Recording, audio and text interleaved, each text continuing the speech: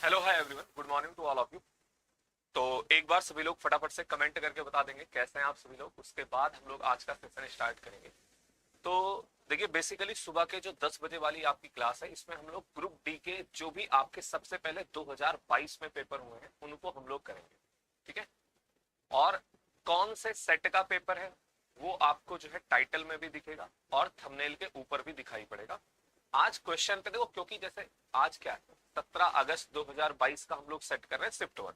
तो उसी के सारे सवाल, किसी और सेट का कोई क्वेश्चन है नहीं। बाकी अगर आप लोग कहेंगे तो कल से हम लोग क्या करेंगे, यहाँ पे भी क्वेश्चन के नीचे भी उसको मेंशन कर दिया जाएगा। ठीक है। अब देखो, प्रैक्टिस सेट वाली ये जो क्लास है ये आपकी बेसिकली प्रीवियस ईयर क्वेश्चन की है। तो इसको देखना कैसे है, आप क्या करो, जो सेट मान लीजिए बाद में इसकी प्लेलिस्ट मैंने बना दी है, बाद में आपको रिवीजन करना हुआ, बाद में भी आपको कोई सेट देखना हुआ, तो आप जाओगे प्लेलिस्ट में और वो एक क्रम से आपको दिखाई पड़ेगा। 17 को, फिर मान लीजिए 18 को पेपर हुआ है, 3 शिफ्ट है तो तीनों जो है आपको दिखाई पड़ेंगे। तो इस तरह से आप प्लेलिस्ट में जाके जो है क्लास को देख सकते हैं। और ये क्लास आपकी रेल बुक स्टडी चैनल पे होगी डेली सुबह के 10 बजे। ठीक है। क्योंकि प्रीवियस ईयर क्वेश्चन है और प्रैक्टिस भी कर रहे हैं, तो ये मान के चलेंगे कि आप चीजों को पढ़ रखे। भाई नहीं पढ़ा है तो उससे आप आइडिया लगाइए कि कौन सा टॉपिक आपका वीक है, किसमें आपको पढ़ने की जरूरत है। और जितने साथी लाइव है सेशन को लाइक और शेयर कर दीजिएगा। कॉपी पेन नहीं लिया है तो फटाफट से कॉपी पेन उठा लीजिएगा। आइए सवाल बनाना शुरू करते हैं। बस देखो, आपको ना डीआई के क्वेश्चन में अलग से कराऊंगा। डीआई का कोई भी सवाल आपको सेट में ऐसे दिखाई नहीं पड़ेगा। नॉर्मल ही डीआई पूछी गई थी, उसको हम लोग अलग से कर लेंगे। ठीक है। जैसे पहला सवाल हमसे पूछा जा रहा है, निम्नलिखित में से कौन सी द्विघात समीकरण है। द्विघात का मतलब क्या हुआ, जिसकी घात 2, मतलब जो मैक्सिमम पावर है वो आपको 2 दिखाई पड़नी चाहिए। यहाँ पे देखो, क्या पावर में 2 है? बिल्कुल नहीं। क्या यहाँ पे पावर में 2 है? बताइए, यहाँ पे पावर में 2 है? जी हाँ। देखो, ये 4x² था, इन्होंने इस तरह से टाइप किया हुआ है, मैं सही कर देता हूँ। ये 4x² है और ये तो आपको क्यूब दिखाई ही पड़ा। ठीक है। तो यहाँ पे ये 4x² है, इसकी पावर 3 चली गई तो ये भी क्वाड्रेटिक इक्वेशन नहीं है। इसकी पावर रूट में आ जाएगी 1/2, तो ये भी क्वाड्रेटिक इक्वेशन नहीं है, द्विघात समीकरण नहीं है। समझ में आ गया? बिल्कुल सिंपल सा सवाल था, बस देखने में आपको थोड़ा डिफिकल्ट हो सकता है लगना। क्वेश्चन नंबर सेकंड, और आपको देखो मतलब 20 25 30 सेकंड का टाइम भी मिलेगा क्वेश्चन को सॉल्व करने के लिए, इसलिए कॉपी पेन लेकर जरूर बैठे। चलिए इसका आंसर बताइए।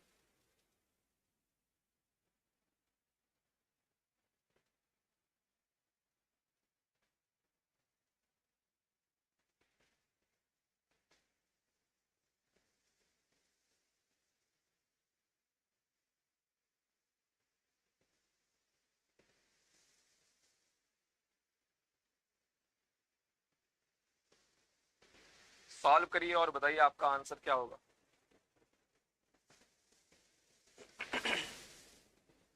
अब यहाँ पे क्या बोला गया, वह अधिकतम संभव लंबाई ज्ञात कीजिए जिसका उपयोग करके 5 मीटर 25 सेंटीमीटर, 7 मीटर 35 सेंटीमीटर और 4 मीटर 90 सेंटीमीटर की लंबाई को पूर्णतः मापा जा सके। तुरंत आप क्या करोगे भैया, आपको पता होगा, नहीं पता है तो लिख लो। 1 मीटर बराबर किसके होता है? 100 सेंटीमीटर के। तो हम लोग सबको सेंटीमीटर में लिख देंगे। 525 आ जाएगा ये। ठीक है। अगले डाटा की बात करी जाए तो ये हो जाएगा आपका 735। अगले डाटा की बात करी जाए 490। अब हमें क्या करना है, इनका HCF लेना है। क्या करना है? इनका HCF लेना है। देखो, जिन लोगों ने HCF LCM टॉपिक पढ़ रखा, भाई चीजें आपको समझ में आ जाएंगी। ठीक है। वरना आपको देखो पूरा HCF नहीं कैलकुलेट करना, यही आपको समझाते हैं। ये डाटा दिया गया। अब देखो यहाँ पे सबसे नियर बाई वैल्यू क्या है, इन दोनों का डिफरेंस हमारे पास कितना आया? 35। क्या 35 का कोई फैक्टर है यहाँ पे? नहीं। तो 35 ही क्या होगा, हमारा HCF हो जाएगा।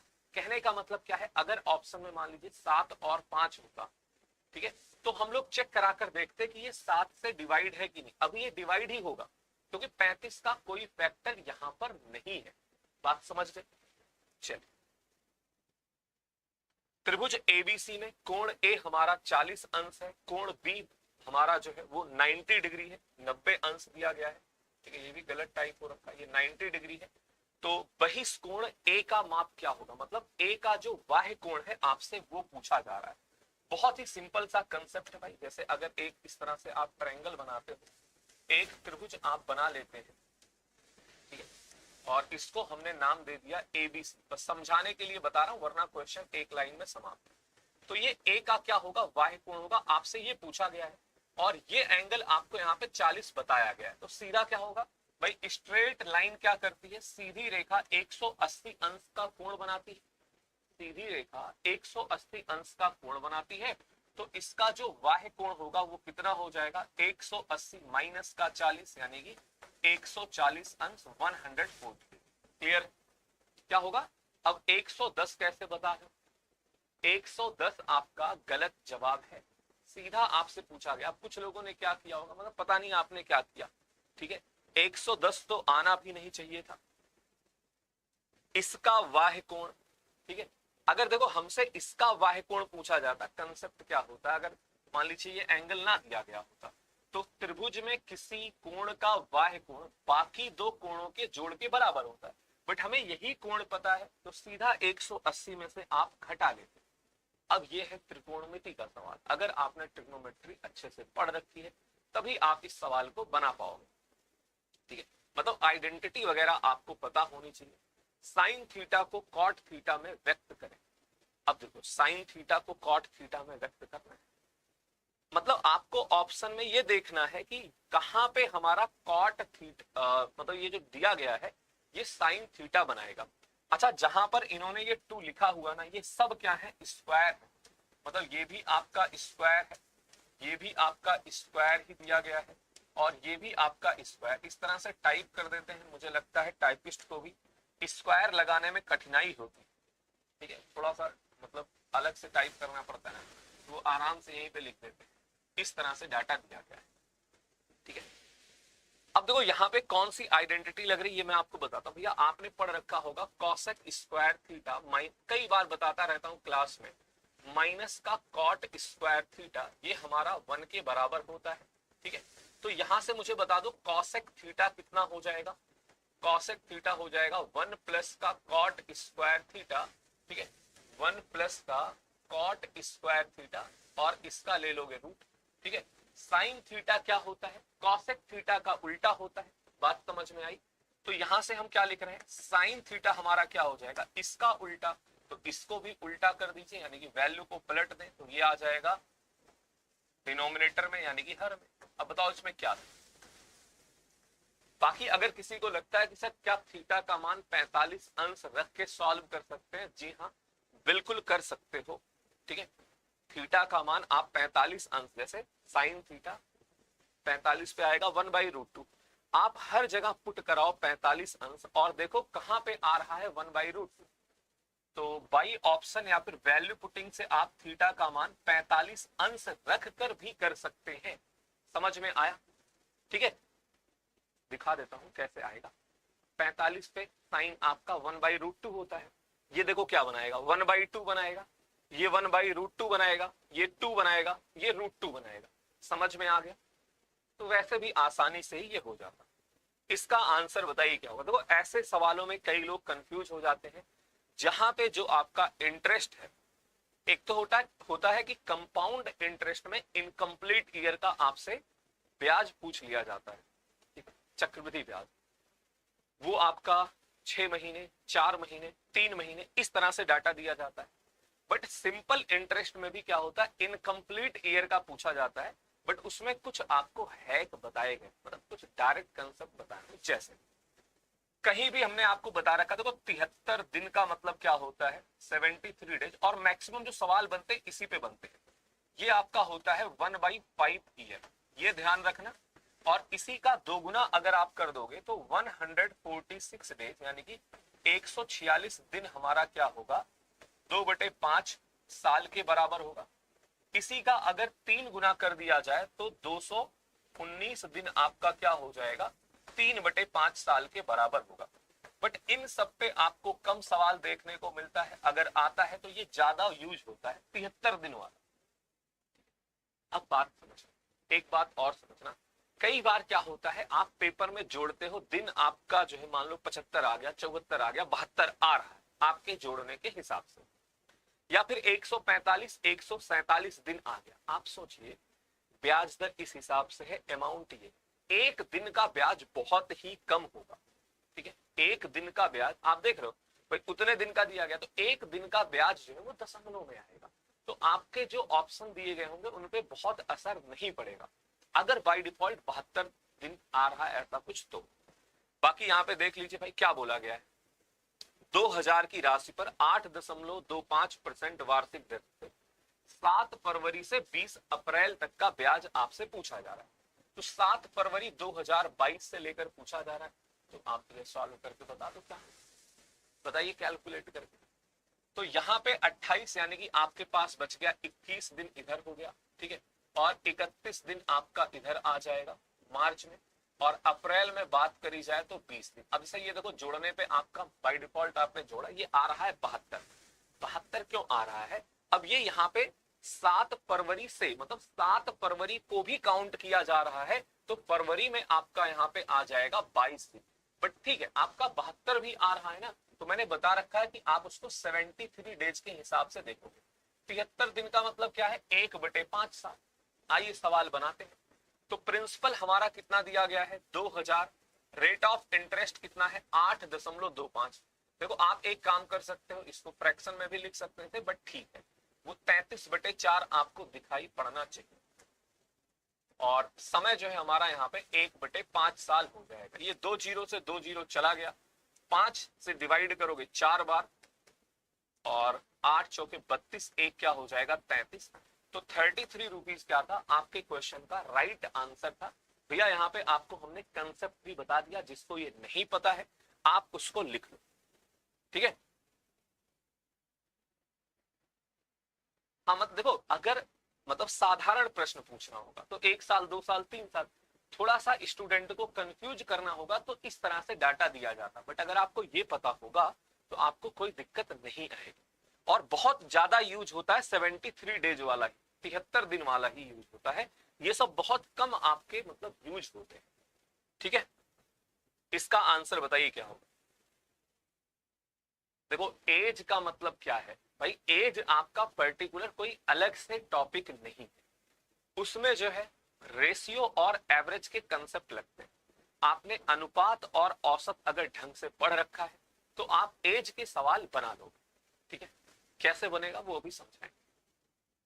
और जो लोग चैनल पे नए हैं भाई, चैनल को आप सब्सक्राइब कर लीजिएगा। ये मतलब बहुत ही शॉर्ट नोटिस पे ये क्लास स्टार्ट हुई, बट ठीक है, जिनको बाद में भी पता चलेगा तो ये इसका अलग से प्लेलिस्ट भी बना दिया गया है। और बाकी लाइव जो है आपका डेली सुबह के 10 बजे आपका ये सेशन होगा, ठीक है।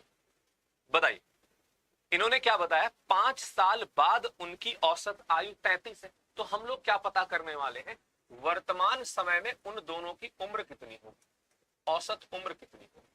तो भैया वर्तमान समय में अगर एवरेज की बात करी जाए तो एवरेज कितना हो जाएगा, 33 माइनस का 5 यानी कि औसत आ गया दोनों का 28, ठीक है।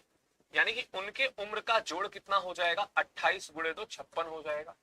अब देखो इनके उम्र में बोला गया है 4 साल का अंतर है, जो लड़की है वो 4 साल छोटी है। ध्यान से सुनना, हम लोग क्या करते हैं, या तो आप एक्स वगैरह मानोगे, या तो आप सीधा क्या करो, 2 बराबर भागों में डिवाइड कर दो, और अंतर 4 बनाना है तो 4 का आधा 1 में 2 जोड़ दीजिए और 1 में 2 घटा दीजिए। तो मिस्टर श्रीनिवास हो जाएंगे 30 साल के, और जो लड़की है वो हो जाएगी 26 साल। क्या पूछा जा रहा वो जरूर देखना, दोनों ऑप्शन में आपको दिखाई पड़ सकता है। और यहाँ पे दिया गया है, हमसे पूछा गया है लड़की की वर्तमान आयु क्या होगी, तो लड़की की वर्तमान आयु क्या हो जाएगी 26 साल। समझ में आया,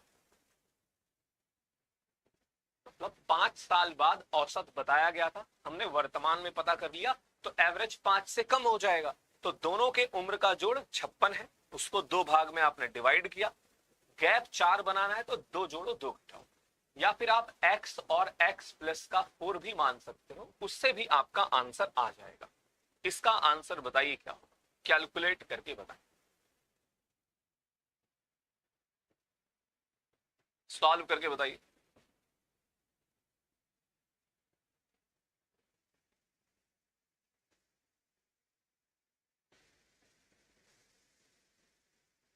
सिंपलीफिकेशन का बेहद सिंपल सवाल है।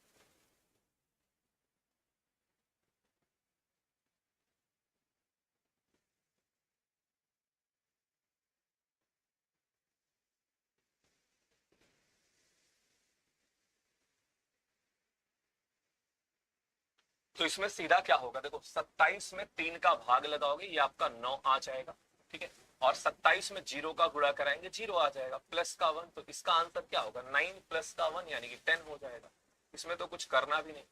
अभी लास्ट में ये भी बताऊंगा कितने मतलब अच्छे सवाल जिन्हें आप कह सकते हो वो। एक साल पूर्व साकेत और तिलक की आयु का अनुपात, ये भी एज का सवाल। देखो रेशियो का अच्छा खासा यूज हो रहा है। एज में एक ही कंसेप्ट आपको ध्यान देना, वो मैं प्रैक्टिस सेट में भी आपको हमेशा बताता रहता हूं, ठीक है। अगर आज किन्हीं दो लोगों के उम्र में कुछ गैप है, 10 साल बाद भी अंतर वही रहेगा, 5 साल पहले भी अंतर वही था, ठीक है। अंतर नहीं बदलेगा, अनुपात बदल सकता है। जैसे आप और आपका छोटा भाई या बड़ा भाई, अगर आप दोनों में 5 साल का गैप है, तो आज से 10 साल बाद भी अंतर तो 5 का ही रहेगा ना, क्योंकि आपकी भी उम्र बढ़ेगी और आपके भाई की भी उम्र बढ़ेगी। बात समझ रहे हो? तो गैप समान रहता है। अब यहां पे देखिए क्या दिया गया है, 5:6 और 6:7। इन्होंने तो पहले ही गैप बराबर दे रखा है, तो मजे आ गए, ठीक है। तो 1 यूनिट का जो गैप है वो किसने के बराबर दिया, 1 साल पहले और 4 साल बाद, मतलब ये गैप है 5 साल का। अगर ये किसी को समझ में ना आ रहा हो, आप समझिए, अगर ये वर्तमान है तो 1 साल पहले और 4 साल बाद, तो टोटल गैप कितने का हो गया, 5 साल का हो गया। तो 1 यूनिट की वैल्यू 5 बताई गई। हमसे क्या पूछा जा रहा है, साकेत की वर्तमान उम्र क्या होगी। तो ये मिस्टर साकेत है, यहाँ पे 6 गुणे 5 यानी कि 30 आ गया। बट ये डाटा आपको दिया गया है 4 साल बाद का, तो साकेत की उम्र क्या हो जाएगी, 30 माइनस का 4 यानी कि 26 हो जाएगा।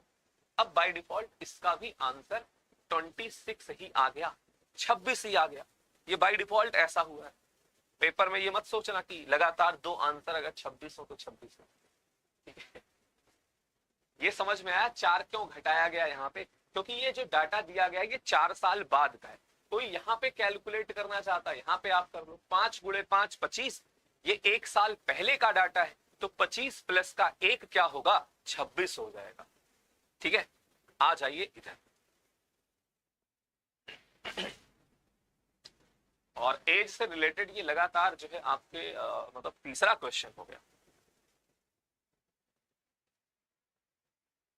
दो व्यक्तियों की आयु में 30 साल का अंतर है। यदि 5 साल पहले बड़े व्यक्ति की आयु छोटे व्यक्ति की आयु की 3 गुनी थी, तो छोटे व्यक्ति की वर्तमान आयु क्या होगी, बताइए।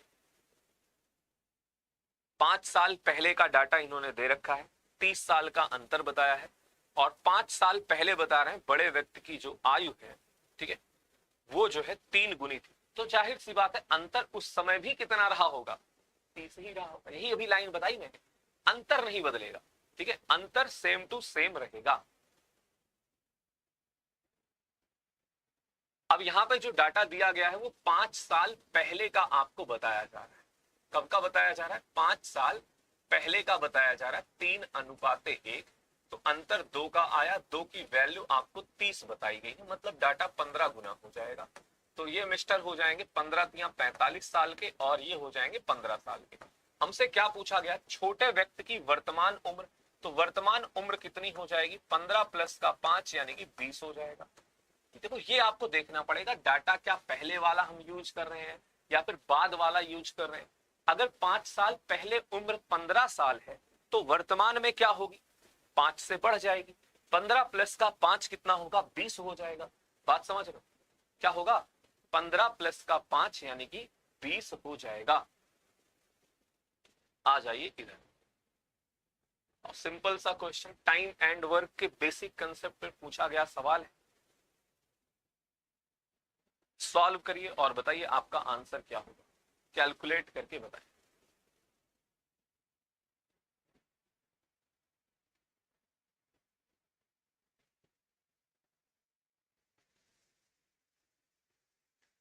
बीस महिलाएं एक काम को 15 दिन में पूरा कर सकती हैं, 16 पुरुष उसी काम को 15 दिन में पूरा कर सकते हैं। तो देखो दिन समान है, आप सीधा बराबर भी कर सकते हो, या फिर लिख लो भाई 20 महिलाएं हैं, ये लोग काम को 15 दिन में कर रही हैं, और यहीं पे 16 आदमी की बात करी गई है। ये लोग भी क्या कर रहे हैं, काम को 15 दिन में पूरा कर रहे हैं। ठीक है, तो डेज आप डायरेक्ट हटा भी सकते थे, बट ठीक है, कोई बात नहीं। 4 से आप डिवाइड करोगे तो ये 4 बार और ये 5 बार। ये जरूर देखना, अब जल्दबाजी में 4:5, हालांकि दिया भी नहीं गया है। अब देखो इस केस में तो सीधा 5:4 बता दोगे, क्योंकि इसका उल्टा मौजूद ही नहीं।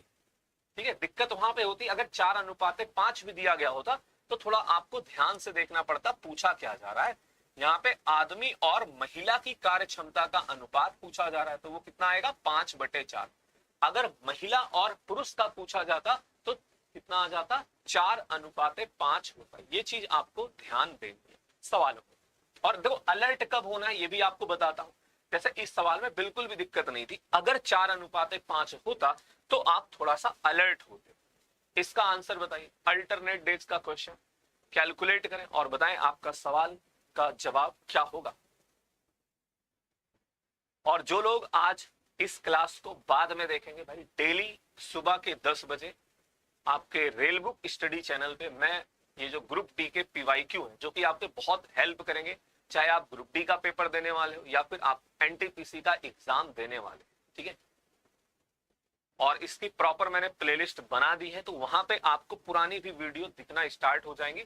जितने भी जो है 40, 50, 60 या फिर जो भी ग्रुप डी के, सबसे पहले 2022 वाले समाप्त करेंगे, फिर उसके बाद देखूंगा 2018 वाले भी आपको करवा दिए जाएंगे। यहाँ पे क्या बोला गया है, पी और क्यू 9 और 12 दिन में काम को समाप्त करते हैं, तो ये 9 दिन में, ये 12 दिन में। इनका एलसीएम कितना हो जाएगा भाई, 36 हो जाएगा। यानी कि पी हमारा 4 यूनिट काम कर रहा है, क्यू हमारा 3 यूनिट। अब देखो अल्टरनेट काम हो रहा है एक दिन छोड़कर, लेकिन शुरू कौन कर रहा है ये इंपॉर्टेंट होता है। तो यहाँ पे शुरू कर रहा है पी, सॉरी क्यू, तो क्यू पी, फिर से क्यू आएगा, फिर से पी आएगा, इस तरह से काम होगा। तो आप देखते हो कितने दिन में काम रिपीट हो रहा है भैया, 2 दिन में काम रिपीट हो रहा है, तो 2 दिन में कितने यूनिट काम हो जाएगा, 2 दिन में 3 और 4 यानी कि 7 यूनिट काम होगा। अब उसके बाद कंसेप्ट कैसे काम करता है, 7×5 = 35, उससे ज्यादा जाओगे तो वैल्यू बढ़ जाएगी। तो डायरेक्ट हम लोग 35 तक पहुंच रहे हैं, यानी कि डाटा आपने 5 गुना कराया, तो इधर भी 5 गुना होगा, यानी कि 10 दिन में 35 यूनिट काम हो चुका है। अब बताओ 11वें दिन नंबर किसका आएगा भाई, इससे ये पता चल जाता है कि हर ऑड डेज में, ठीक है, जो विषम दिन होगा उसमें क्यू काम करेगा। तो 1 यूनिट काम बचा हुआ है, क्यू हमारा 3 यूनिट काम करता है, तो समय कितना लग जाएगा, 10 सही 1 यूनिट काम बचा है, ये 3 यूनिट करता है, तो 10 सही 1/3 यानी कि 10.33 दिन का समय लगेगा। हालांकि यहाँ पे इन्होंने फ्रैक्शन में दे रखा है, तो 10 सही 1/3 आपका सही जवाब हो जाएगा। क्लियर, ठीक है, 10 सही 1/3 हमारे सवाल का सही जवाब हो जाएगा। ये 10 कौन बता रहा है, इमरान मलिक जी, 10 आपका कैसे आया। और जो लोग चैनल पे नए हैं, चैनल को आप सब्सक्राइब जरूर कर लीजिएगा, वीडियो को अपने दोस्तों के साथ शेयर भी जरूर करें, ठीक है। बताइए, देखो पता, जैसे अगर मैं पीवाईक्यू करा रहा हूं, थोड़ा सा आपको उसमें मतलब, अब आप फ्री हो, जैसे जब टॉपिक पढ़ाता हूं तब बोलता हूं, वहां पे आप अभी सीख रहे हो, अगर टॉपिक पढ़ रहे हो तो वहां पे ज्यादा मक्कारी नहीं, मक्कारी का मतलब ये है कि भैया आप सीखते समय ही मैं सर यूनिट डिजिट लगा रहा हूं, ऑप्शन से कर रहा हूं, तो फिर आप कंसेप्ट नहीं सीख पाओगे। बाकी अगर प्रीवियस ईयर क्वेश्चन कर रहे हैं, आपने पढ़ रखा, तो आप फ्री हो, जो तरीका आपको आता है आप उसको लगाओ। अगर आपको कोई जादू आता है, बट देखना पड़ेगा वो काम करता है कि नहीं करता। जैसे यहाँ पे है बोला गया HCF 43 है, जोड़ इतना, देखो जोड़ हर जगह पे 430 ही लगभग दिख रहा है, ठीक है। तो HCF 43 होने का मतलब क्या है, हमारी संख्या 43 से डिवाइड होनी चाहिए। ये तो सम संख्याएं हो गई, क्या 43 से डिवाइड होंगी भाई, बिल्कुल 43 से डिवाइड हो सकती है, लेकिन आप बात को समझना, अगर 2 संख्याएं सम है तो उनका HCF कभी भी विषम होगा ही नहीं। नहीं समझे, इसको लिख लेना चाहे तो, अगर 2 संख्याएं सम है तो उनका HCF कभी विषम नहीं होगा। रीजन क्या है भाई, HCF का पार्ट 2 भी तो बनेगा, तो इस कंसेप्ट से ये गलत, ये गलत, ठीक है। ये दोनों 5 के मल्टीपल है, तो इनके HCF में 5 भी आ जाएगा, एक ही ऑप्शन यहाँ पे बचा। बाकी मेथड से कैसे करना है, अभी कल ही प्रैक्टिस सेट में आपको सवाल कराया था कि संख्याओं का जोड़ जो है, सॉरी HCF 11 दिया गया, कुछ उनका सम वगैरह दिया गया था, वैसे ही आप सिंपल बना लोगे। थोड़ा सा मैं आपको समझा देता हूं, भाई HCF 43 है तो हमारी संख्याएं क्या होंगी, 43 का मल्टीपल होंगी, 43x 43y, इनका जोड़ दिया गया है। तो आप इस तरह से फिर पेयर बनाते हो, ठीक है। ये बराबर दिया गया है किसके, 430 पे, ठीक है। तो x प्लस वाई हमारा जो है, इस तरह के सवाल कई सारे आपको कराता रहता हूं प्रैक्टिस सेट में।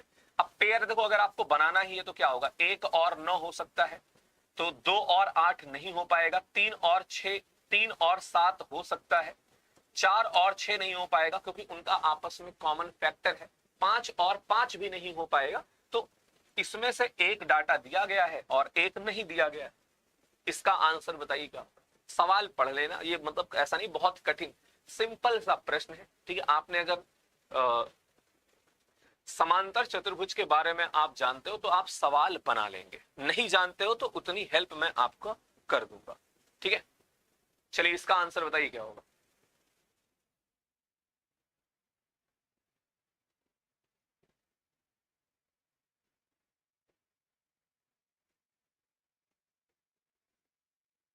यदि एबीसीडी चित्र में प्रदर्शित किए गए अनुसार एक समांतर चतुर्भुज जिनके दो विकर्ण एसी और बीडी है, वो ओ पर प्रतिच्छेद करते हैं, मतलब कट कर रहे हैं, इन्होंने ये बताया। अब देखो आपको ये पता होना चाहिए भैया, देखो मैं पूरा बता ही देता हूं। जैसे आयत हो गया, ठीक है, वर्ग हो गया, समांतर चतुर्भुज हो गया, सम चतुर्भुज हो गया, तो ये क्या करते हैं, विकर्णों को एक मतलब एक दूसरे विकर्ण एक दूसरे को दो बराबर भागों में डिवाइड करते हैं।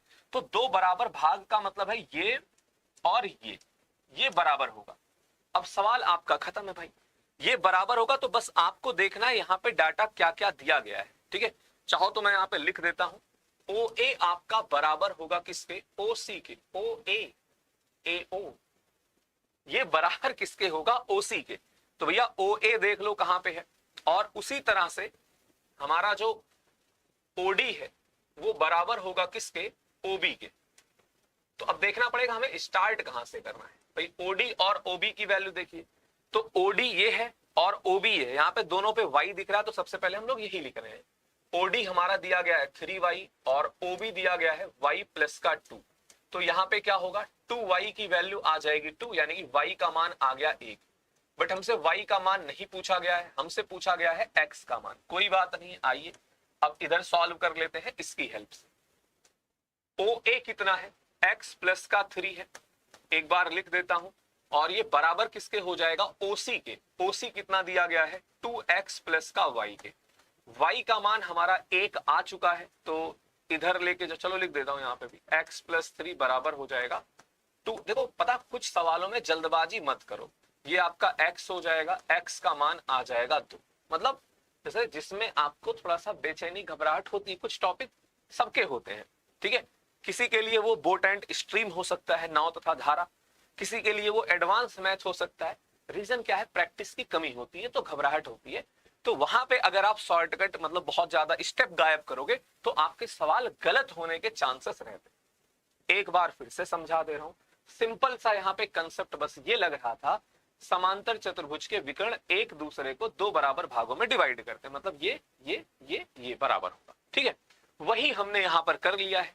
अब सबसे पहले इसको सॉल्व नहीं करते क्योंकि यहाँ पे दो अननोन वेरिएबल था, यहां से y का मान आ गया, y की वैल्यू हमने यहाँ पे पुट करा दी, x का मान आ गया, ठीक है। और देखो कुछ सवाल ऐसे होंगे जो आपको दोबारा तिबारा देखने पड़ेंगे। ये कराने का मतलब क्या है, आप देखो जो सवाल समझ में ना आए आप उसको नोट कर लीजिए, बाद में उसको अपना नोट्स वगैरह बनाओ, थोड़ी सी मेहनत करनी पड़ेगी, ठीक है। मेहनत तो भैया करना पड़ेगा, बिना मेहनत के काम नहीं चलेगा, ठीक है। अब वो है कि आप इसी साल मेहनत करके, मेहनत से मतलब पढ़ाई से जो है थोड़ा आगे बढ़ना चाहते हैं जीवन में, या फिर इस साल नहीं करोगे तो अगले साल करोगे, उसके अगले साल करोगे, नहीं पढ़ोगे तो फिर भैया ई रिक्शा चलाने में मेहनत करोगे, वो तो करना पड़ेगा। एक्स और वाई, देखो जब मैं ये लाइन बोलता हूं ना तो कई लोगों के मन में आता है क्या सर ई रिक्शा चलाना गलत बात है, जो लोग चलाते क्या वो गलत बात नहीं है। देखो सबका अपना कुछ ना कुछ बिजनेस धंधा, कोई कुछ भी काम करा, बट आपके पिताजी आपके घर वाले आपको पढ़ा इसलिए नहीं रहे हैं कि आप ई रिक्शा चलाओ, बात समझ रहे हो, वो आपको पढ़ा रहे हैं या फिर आप पढ़ रहे हो कुछ और काम करने के लिए ना।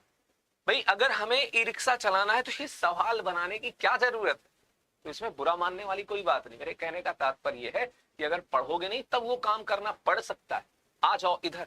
इस तरह के भी कई सवाल आपको मतलब कराते ही रहता हूं, ठीक है। 5:2 दिया गया है और 5:7 दिया गया है, ये आपको बता दिया गया है। 2 अनुपात है, ठीक है, एक्स और वाई में, सोने और प्लेटिनम। ये क्या कह रहे हैं, अनुपात में मिलाकर तैयार की गई यदि हम इन मिश्र धातुओं की समान मात्राओं को, देखो कभी कभी बोला जाता है 2:3, 4:3, 5:4, इस अनुपात में मिलाना है, तो वहां पे भी आप क्या कहते हो, पहले बराबर करते हो। बट यहां पे बोला गया समान मात्रा मिलानी। जरा देखते हैं ये कितना है। ये तो टोटल 7 यूनिट है, ये हमारा टोटल 12 यूनिट है। भाई बराबर कैसे होगा, सीधा यहाँ पे 12 का गुणा कराना पड़ेगा क्योंकि इनका एलसीएम ही वही आ रहा है, इसमें 7 का गुणा। तो 12 का गुणा कराओगे, 12 पंचे 60, 12 दूनी 24 हो गया। 7 का गुणा कराओगे ये 35 हो गया, 7 सते 49 हो गया। अब दोनों बराबर हैं, दोनों बराबर है, सीधा इनको ऐड करा लो। तो जो आपका यहाँ पे जेड धातु बनेगी उसमें सोने और प्लेटिनम की मात्रा का अनुपात कितना हो जाएगा, 95, और यहाँ पे आपका आ जाएगा 73, ठीक है। तो 95:73 आया। बट देखो यहाँ पे ये भी है, ये भी है, तो ऐसे सवालों में हमें अलर्ट होना है, मतलब थोड़ा सा आपको सावधान हो जाना है। तो भैया यहाँ पे ये गोल्ड है और पहले गोल्ड का ही पूछा गया, देखो गोल्ड और प्लेटिनम का ही रेशियो पूछा गया। मैंने कब बताया आपको अलर्ट होना, जैसे मेरा कुछ आंसर आ रहा है पेपर में, ठीक, उसका उल्टा भी अनुपात वाले में ही दिक्कत होती है। अनुपात दिया गया हो उसका उल्टा, तो आपको एक बार प्रश्न में जरूर देख लेना है कि कहीं उल्टा तो नहीं पूछा गया है, ठीक है, कहीं उल्टा तो नहीं पूछा गया है। इसमें क्या कह रहे हो, ओबी बराबर ओसी के, भैया ओबी कैसे ओसी के बराबर होगा, मैंने सीधा यहां पे लिख दिया है ओ ए बराबर है ओसी के और ओबी बराबर है ओडी के। तब भी आपको कंफ्यूजन हो रहा है, कंसेप्ट भी बता दिया, सीधा लिख भी दिया, तो फिर भी दिक्कत आ रही, तो उसको फिर से ध्यान से देखो। एवरेज मैंने पूरा पढ़ा रखा है यूट्यूब पे, पूरा 7 घंटे की क्लास में, नंबर सिस्टम 9 घंटे की क्लास में, ठीक है। तो आप उसको सर्च करिए, पढ़ो। बहुत ही कॉमन सा क्वेश्चन है, इकाई अंक 2 में सेम आ गया, वरना हमें इसको यूनिट डिजिट से निपटा देता और वो बहुत सरल हो जाता है इकाई अंक से, ठीक है। बाकी आप सॉल्व करके बताइए, एक बार कोशिश जरूर करें।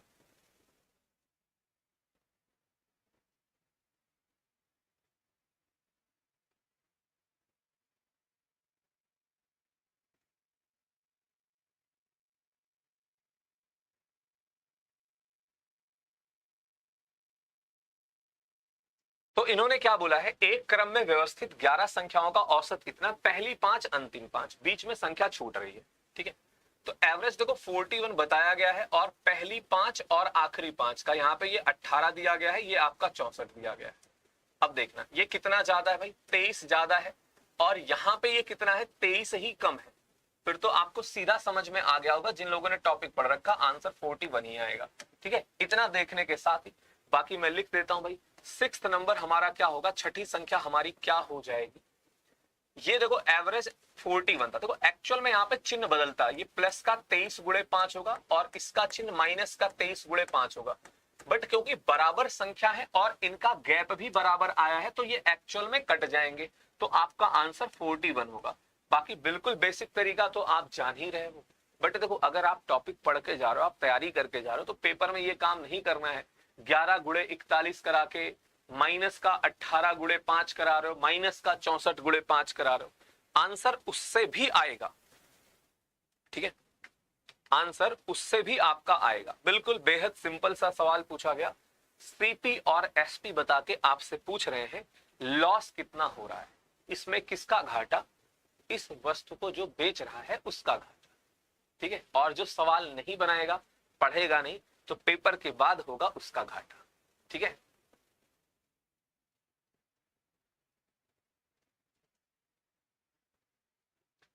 तो यहां पे क्या होगा, आप देखो कितने रुपए का लॉस हो रहा है, 125 का हमें घाटा हो रहा है, सबको दिख रहा है 125 का नुकसान। लॉस किस पे कैलकुलेट करते हो, अगर कुछ दिया नहीं गया है तो हमेशा सीपी पे ही आपका प्रॉफिट या लॉस कैलकुलेट होता है। तो 25 का भाग लगाओगे 125 में, यानी कि 5% का नुकसान हो रहा है, 5% की हानि हो रही है, ठीक है। देखो कभी कभी क्या होता, अगर मुझसे बोल देता कि यहाँ पे आप ये बता दो कि हमें सीपी पर कितना नुकसान हो रहा है, ठीक है, सॉरी एसपी पर, तो हमारा सवाल बदल जाता, आंसर बदल जाता, कहने का मतलब ये। बट आपको नोट में लिखवाता हूं भाई, जब टॉपिक पढ़ते हो, कि लाभ या हानि प्रतिशत हम हमेशा क्रय मूल्य पर कैलकुलेट करते हैं, जब तक कि आपके प्रश्न में कोई स्पेशल कंडीशन ना दी जाए। बताइए, ये थोड़ा अच्छा सवाल है, बट ठीक है। इस तरह का भी प्रश्न आपके प्रैक्टिस सेट में कभी मैंने कराया है, ठीक है।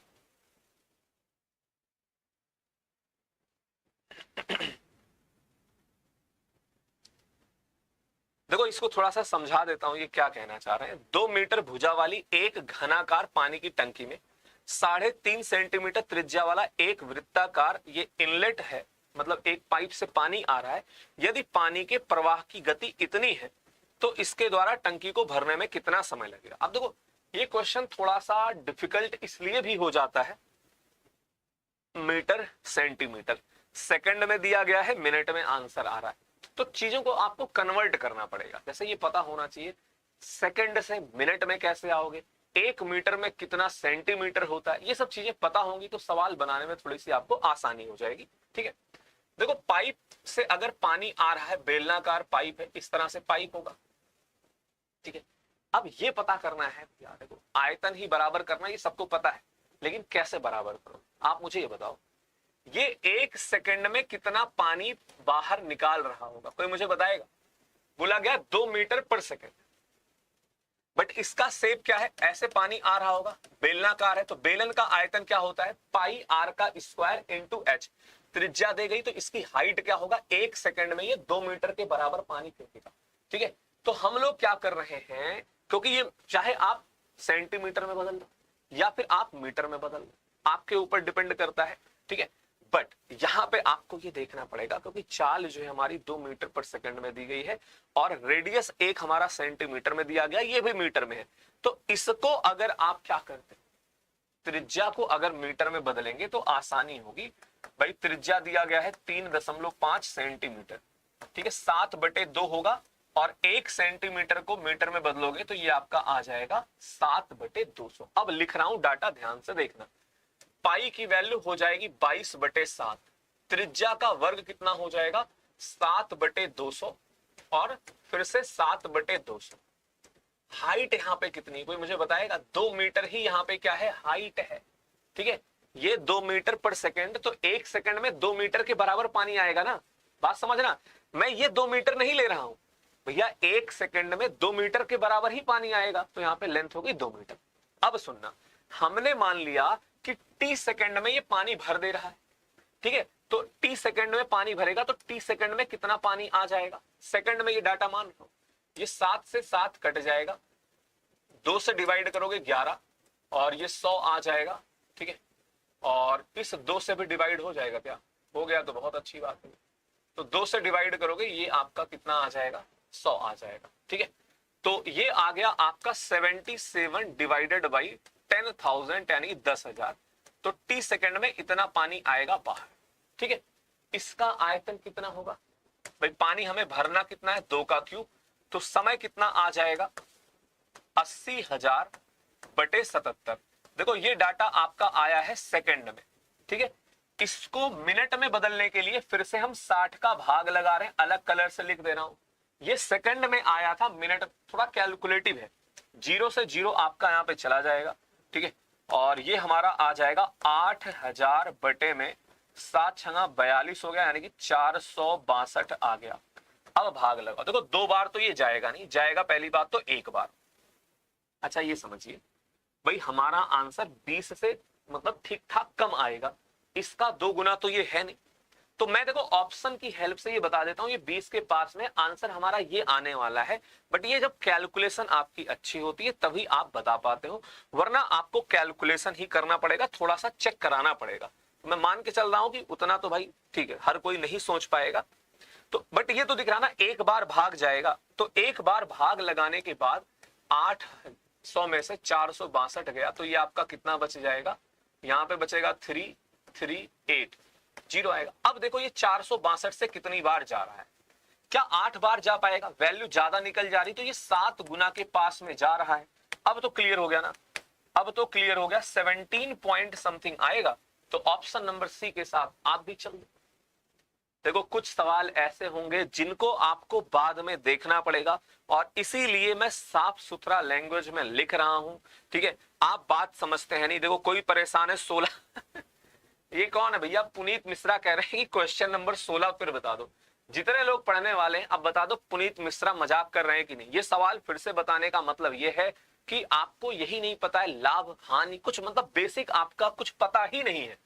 आप ऐसे ही क्लास क्वेश्चन नंबर 16 मतलब क्या है भाई? मैं तो रिपीट 17 को भी नहीं कर रहा हूं, क्योंकि मैंने क्या बोला, बहुत ही आराम से बताया है। आपको देखना है तो दोबारा आप क्वेश्चन नोट करो कि हमें इस वाले सेट में ये डाउट है, आप सीधा उस क्वेश्चन पर पहुंचो, आप उसको देखिए। बात समझ रहे?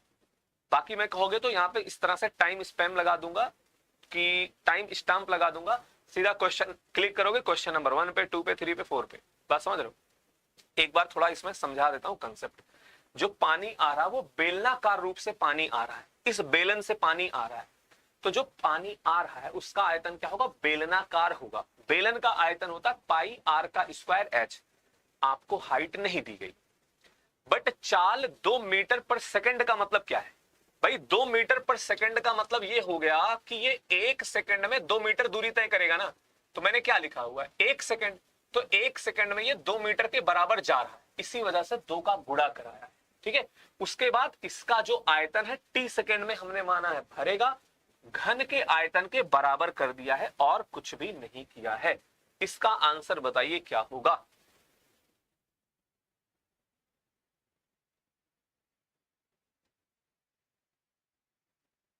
तो यहां पे क्या दिया गया है? 6, 18, 39 और x का समान मतलब अनुपात में है। तो इस तरह से भी कई बार दे देता है, या फिर आप ऐसे ही देख लो।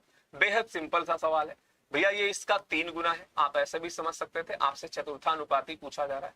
तो 39 इंटू 3 ये आपका कितना हो जाएगा? 90 प्लस का 27 यानी कि 117। हालांकि इन्होंने एक ही ऑप्शन में इकाई का अंक 7 दे रखा था, तो मतलब वो खत्म ही, ठीक है। इसका आंसर बताइए क्या होगा?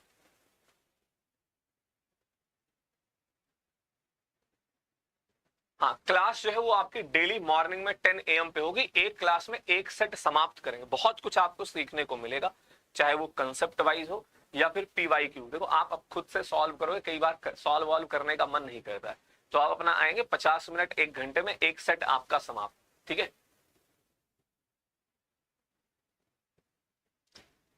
सेंटीमीटर को किलोमीटर में बदलो, 1 किलोमीटर में, ये चीज ध्यान समझना। देखो हम लोग क्या करते हैं भैया, आप पहले लिख लो 36। 1 किलोमीटर में, या तो अगर आप मीटर में बदलना चाहते हो, 1 मीटर में क्या होगा? 100 सेंटीमीटर होता है। फिर किलोमीटर में, 1 किलोमीटर में कितना मीटर होता है आपका? 1000 मीटर होता है। ऐसे समझ लो, या फिर आप ऐसे समझिए, जिसको वैसे समझ में नहीं आता है, 1 किलोमीटर बराबर क्या होगा? 100 सेंटीमीटर, सॉरी 1 किलोमीटर बराबर क्या होगा? 1000 मीटर, और 1 मीटर में होता है 100 सेंटीमीटर। तो कहने का मतलब यह है 10 की घात 5 का आप भाग लगा रहे हो, तो इसका सीधा सा मतलब यही होता है कि 5 स्थान पर दशमलव लगेगा। 1 2 3 4 5, ये अगर सही हो गया तो कोई और आंसर यहां पे सही नहीं होगा। क्या समझे? एकदम बेहद सिंपल सा कंसेप्ट है, ठीक है। 1 किलोमीटर में होता है 1000 मीटर, फिर 1 मीटर में होता है 100 सेंटीमीटर। तो जब आप इसको जो है सेंटीमीटर को किलोमीटर में बदलोगे तो 10 की घात 5 का भाग लगेगा, और इसका मतलब यह हुआ कि 5 स्थान पर दशमलव लग जाएगा, ठीक है। 5 स्थान पे दशमलव लगेगा, ये 5 स्थान पे, 5 जीरो मत लगा देना वरना गलत हो जाएगा बाबू भैया। इसका आंसर बताइए क्या होगा? अच्छा, गलती से 16 बोल दिया था आपने, तभी मुझे लगा यार 16 में अगर डाउट है तो मतलब मामला गंभीर है, फिर तो क्वेश्चन को ICU में ले जाना पड़ेगा, क्योंकि 16 तो मतलब एकदम छोला वाला सवाल था। इसका आंसर बताएं क्या होगा? जॉन ने एक लैपटॉप उसके अंकित मूल्य पर 25% पर खरीदा। यदि उसने लैपटॉप के लिए इतने रुपए का भुगतान किया, क्वेश्चन में कुछ गड़बड़ी लग रही है ना। 25% छूट पर रहा होगा, यहां पे लिख लो भाई 25% डिस्काउंट पर खरीदेगा, क्योंकि 25% पे खरीदता तो 1 यूनिट होता, इसका 4 गुना यहां पे मौजूद ही नहीं है। बात समझ रहे हो? 25% डिस्काउंट पे खरीद रहा है तो 4 रुपए वाला सामान 3 में बिकेगा। 3 यूनिट की वैल्यू हमारे प्रश्न में, थोड़ा बस डाटा यहाँ पे दे दिया, कैलकुलेशन कराने का प्रयास कर रहे हैं। तो 3 नवा 27 और यहाँ पे बच जाएगा 1, 3 चौके 12 हो गया, 9 27 1 आ गया। ठीक है, तो आपको क्या करना है, ये वैल्यू 4 ना होके 9491 टाइम हो जाएगी, गुणा करा लेते हैं, आपका 4 आ गया, 9 चौके 36 के 6 आ गया। इस तरह से देखो एक ही ऑप्शन दिख रहा है जहां पे इकाई का अंक 4 और दहाई का अंक 6 है, तो इसको मैं लिख देता हूं 37,964 आ जाएगा। ठीक है, सिंपल ही है भाई। 25% की फ्रैक्शन, अब देखो अगर किसी ने यही नहीं पढ़ रखा है, परसेंटेज में फ्रैक्शन आपको नहीं पता है, तब तो फिर दिक्कत होगा ना, क्या समझ। तो 4 रुपए वाला सामान 3 में बेचा जा रहा है, 3 यूनिट की वैल्यू दे रखी है और आपसे 4 यूनिट की वैल्यू पूछी जा रही है। इसका आंसर बताइए। अभी हाल फिलहाल में जो लोग पेड बैच में भैया क्वाड्रेटिक इक्वेशन, द्विघात समीकरण आपको समझाया है, तो सवाल बनाओ। और बाकी मैंने आपको ये बता रखा है कि जो लोग मतलब टॉपिक वाइज कंप्लीट कर रहे हैं, प्रैक्टिस आपको पेपर तक करते रहना है। देखो प्रैक्टिस में क्या होगा, आपको नए नए तरह के सवाल, लैंग्वेज किस तरह से पूछता है, ये सब आपको देखने को मिलता रहेगा। क्योंकि अगर आप प्रैक्टिस नहीं करोगे तो आप कंसेप्ट का यूज नहीं कर पाओगे। आपको पता तो होगा कि मैंने पढ़ाया है, बट सवाल फिर बनेगा नहीं। ठीक है, देखो क्या होता है ना, वहां पे आप टाइप वाइज पढ़ते हो, ये टाइप उसी टाइप का सवाल है, तो चीजें आसान लगती है। यहाँ पे मिक्स है पूरा। ठीक है, तो कई बार क्या होता है, आसान सा कंसेप्ट भी आप नहीं लगा पाते। खैर, बोला गया इसके मूल बराबर है, तो आपको बताया था मूल कब बराबर होते हैं, जब उनका डिस्क्रिमिनेंट यानी कि जो उनका विवेचक विविधकर होता है वो 0 के बराबर होता है। और ये क्या होता है, बी स्क्वायर माइनस का 4ac आपका 0 के बराबर हो गया। तो बी स्क्वायर, यहाँ बी क्या होता है, बेसिकली एक्स का गुणांक है, तो 1 माइनस 1 का स्क्वायर होगा 1 आ जाएगा। 4ac, देखो ए की वैल्यू तो यहाँ पे ए है, बट सी का मान यहाँ पे बी है, बराबर 0 हो जाएगा। तो 4ab बराबर आपका आ जाएगा 1 के, ab बराबर आपका हो जाएगा 1/4 के। ठीक है, बाकी आप देखो, ये तो मैंने पूरा डिटेल में थोड़ा समझा दिया भाई। आप डायरेक्ट ये समझ सकते हैं कि अगर मूल बराबर होते हैं तो यही रिजल्ट आप डायरेक्ट ऐसे ध्यान रख सकते हो कि बी स्क्वायर 4ac के बराबर तो होता है, लेकिन यहाँ पे बी बी नहीं है, सी सी नहीं है, ए तो ए है। समझ लो, ये हमने किसके लिए बता रखा है। आप देखो टॉपिक नहीं पढ़ोगे भैया दिक्कत हो। कई लोग ऑप्शन में ये दिया गया होता तो इसको टिक कर देते, इसके लिए यहां पे बी क्या है, एक्स का गुणांक है। ठीक है, और आपका जो है ए और सी वो आपका डाटा दिया गया। इसका आंसर बताइए क्या होगा, कैलकुलेट करके बताएं।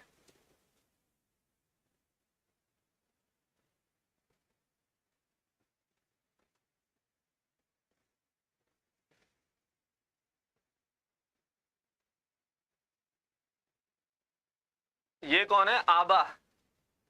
ए बी को तुम आ और बा लिख रहे हो, हिंदी टाइप कर रहे थे। आबा बराबर बाबा, इसका आंसर बताइए क्या होगा, इक्वल टू ढाबा, और नंबर भी चला जाएगा कहां पे, गाबा में। यहां पे क्या दिया गया है, 2 तरफा यात्रा के दौरान गौरव की औसत चाल 15 किलोमीटर प्रति घंटे है, वह जाते समय प्रति घंटे 20 किलोमीटर। आपको बताया हूं भाई, 1 घंटे में 20 किलोमीटर जा रहा है, यानी कि जाते समय उसकी चाल आपको बताई गई है 20 किलोमीटर प्रति घंटे। ठीक है, आते समय उसकी चाल आपको नहीं पता है, समान दूरी तय करी जा रही, हमने उसको x मान लिया। तो एवरेज स्पीड क्या होता है, 2xy, यानी कि 2 गुणे 20 गुणे x डिवाइडेड बाई 20 प्लस का x, और औसत आपको यहाँ पे बताया गया है कितना है, 15 है। तो 5 से डिवाइड करोगे 3 बार, 5 से डिवाइड करोगे 4 बार, ये आपका 8x बराबर हो जाएगा 60 प्लस का 3x, तो 5x बराबर हो जाएगा आपका 60x का मान आ जाएगा 12। और आपको आज एक यहाँ पे जादुई तरीका बता देता हूँ। ठीक है, बट देखो वो सब सारी चीजें ना, वो देखने में आपको अच्छा लगेगा, बट आपकी प्रैक्टिस नहीं होगी तो पेपर में तो वैसे ही सॉल्व करोगे। कई लोग 10 बता रहे हैं, इसमें है 10 कहां से आएगा भाई, सीधा मतलब एवरेज ही लगा दिया, 20 प्लस 10 30/2 15 है। औसत चाल और मतलब एवरेज नहीं होता है, औसत नहीं होता है, वो औसत चाल है। अब सुनना, मतलब कई तरह के आप प्रश्न देखते हो भाई एसएससी में, जो एमटीएस, मतलब कहीं हर जगह पूछा जाता है ऐसा सवाल। दिक्कत स्टूडेंट को वहीं पे होती है जब एवरेज दिया गया हो और एक स्पीड दे रखी हो, दूसरी स्पीड पूछ ली जाए। तो उसके लिए मैं आपको एक तरीका बता रहा हूं, इसको ध्यान रखना, ठीक है? जो लोग अभी क्लास में वो लोग जान पाएंगे भाई। अगर आपको औसत बताया गया हो और एक चाल वहां पर बताई गई हो, दूसरी चाल आपसे पूछी जाए, तो डायरेक्ट आप कैसे कर सकते हो? सुनना, दोनों चालों का गुणा कराओ जो जो दिया है। ये ध्यान रखना, ये एवरेज है, ये हमारा एक चाल दिया गया बटे में, इसका दोगुना करके और इसमें से ये घटा दो, ठीक है?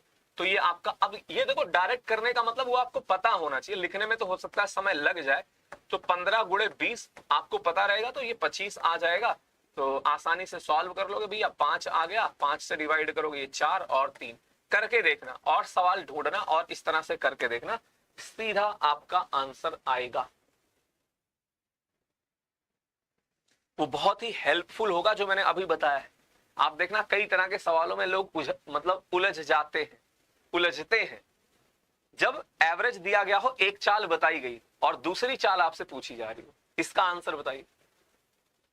सिंप्लीफिकेशन का क्वेश्चन है, 0.6 प्लस का रूट का 0.81 माइनस का रूट का 0.0144 और इसका आंसर आपको बताना है। देखो कुछ बातें आपको समझाता हूं भाई। जैसे अगर मैं लिख रहा हूं 0.1, इसका आप स्क्वायर करोगे तो क्या होगा? 2 स्थान पे दशमलव लग जाएगा, ठीक? अगर मैं लिख दूं 0.01, तो इसका जब आप स्क्वायर करोगे तो मतलब गुणा हो रहा उसका 2 बार, तो 4 स्थान पे दशमलव लगेगा, ठीक है?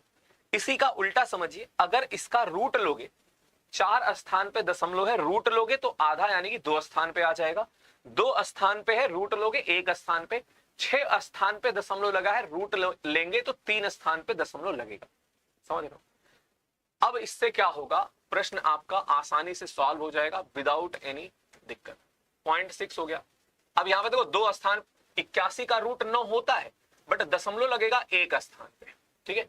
माइनस का, इसका रूट 12 होता है, दशमलव लगेगा 2 स्थान पे, यानी कि 0.12 हो गया।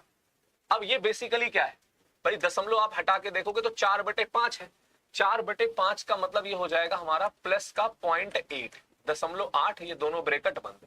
इसी को सॉल्व कर लेते हैं, 0.9 हो गया, माइनस का ये आ जाएगा 9.92 आ जाएगा, ठीक है?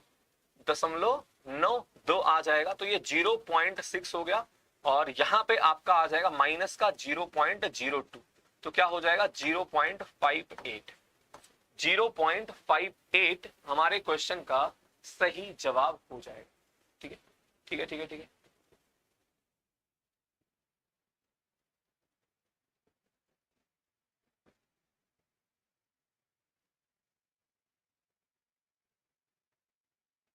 अच्छा, कई लोगों को अब तुरंत लगा होगा कि सर क्लास कब तक चलेगी। भाई सिंपल सा है, अब सवाल जो है, जिस सेट में जितने क्वेश्चन हैं, ठीक है, जितना समय लग जाए, इसमें टोटल 25 क्वेश्चन है, तो वो मतलब 1 घंटे के इर्द गिर्द ही रहेगा। 50-55 1 घंटे जो है हो सकता है, ठीक है? उससे ज्यादा समय नहीं लगेगा। तो रेगुलर क्लास का जो समय है सुबह के 10 बजे आपका ये लाइव सेशन होगा। तो चैनल पे नए हैं, चैनल को सब्सक्राइब कर लीजिएगा। प्लेलिस्ट दोनों की हमने बना रखी है, एनटीपीसी का प्रैक्टिस सेट का अलग से और इसका ग्रुप डी का पीवाईक्यू का अलग से बना दिया हूं। वहां पे आपको पूरा सिस्टमैटिक वे में दिखाई पड़ेगा। इसका आंसर बताइए क्या होगा। यदि किसी घन के एक फलक का परिमाप 24 सेंटीमीटर है, या घन का फलक क्या होता है? वर्ग के शेप का होता है। तो वर्ग का परिमाप क्या हो जाएगा? अब ये मत सोचना कि गुरुजी वर्ग कहां से आ गया। तो 4 गुणे भुजा आपका बराबर दिया गया है 24 के, यहां से भुजा की बात करी जाए तो ये कितना आ जाएगा? 6 आ जाएगा। पेपर में आप भुजा भुजा नहीं लिखते, तो इसका आयतन पूछा गया है, तो 6 का क्यूब यानी कि 216 आपका सही जवाब हो जाएगा। देखो जो घन होता है, क्यूब होता है, उसका अगर आप एक फेस देखते हो, एक फलक देखोगे, तो वो आपको दिखाई पड़ेगा स्क्वायर के रूप में, एक वर्ग के रूप में दिखाई पड़ेगा, ठीक है? तो अगर वो वर्गाकार है, अगर वो वर्गाकार है तो उसका परिमाप क्या होगा? 4 गुणे भुजा ही तो होगा। इसका आंसर बताइए क्या होगा। अलजेब्रा में सीधा सीधा फॉर्मूला बताया गया, उससे रिलेटेड ये आपका क्वेश्चन है। कैलकुलेट करें और बताएं आपके प्रश्न का सही जवाब क्या होगा, कैलकुलेट करके बताइए।